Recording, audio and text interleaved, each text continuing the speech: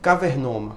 Está aí um tema que tem sido cada vez mais relevante, principalmente com o advento da ressonância, né? A popularização também. Às vezes o paciente tem uma cefaleia, faz uma ressonância e encontra um cavernoma no paciente que não tem nenhum tipo de sangramento. Então o que seria o cavernoma? Seria uma malformação venosa e a principal característica do cavernoma é você tem um risco de sangramento quando você tem um cavernoma. A grande questão é qual cavernoma vai sangrar, qual não vai sangrar. Então, quando o paciente encontra o cavernoma e a gente, neurocirurgião, está pensando que esse cavernoma tem um alto potencial de sangramento ou não. Esse paciente pode ficar sintomático com esse cavernoma ou não.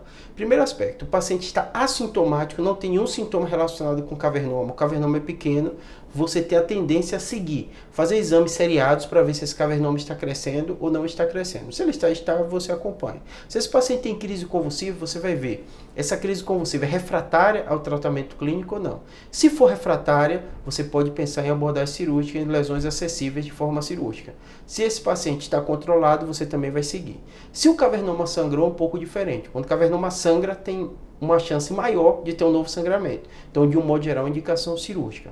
Um pequeno detalhe no cavernoma, muitas vezes é uma lesão pequena no local de difícil abordagem cirúrgica.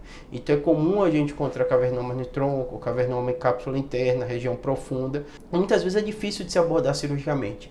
E você tem que individualizar. Então, lesões de tronco, de um modo geral, uma cirurgia de alto risco, comorbidade, você tem que procurar um neurocirurgião com experiência fazer esse tipo de abordagem para definir, ciente de que é uma abordagem sem dúvida nenhuma de risco. E aí deve ponderar. Alguns pacientes estão assintomáticos e se opta por acompanhar. Então, é uma decisão que deve ser individualizada de caso a caso. Outro aspecto interessante do cavernoma é quando você está seguindo avaliar. Se esse cavernoma está crescendo, uma das possibilidades de você propor ao paciente também é abordagem cirúrgica, porque também é um fator preditor desse cavernoma crescendo, tem um risco maior de sangramento.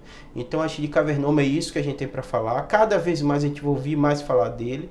E principalmente a gente saber que tem alguns trials em andamento para definir justamente isso. Quais são os critérios, quais são os fatores que estão relacionados com o risco de sangramento do cavernoma. Porque sem dúvida essa é a grande preocupação. Sangrou, de um modo geral, conduta cirúrgica se for factível ser abordada essa lesão.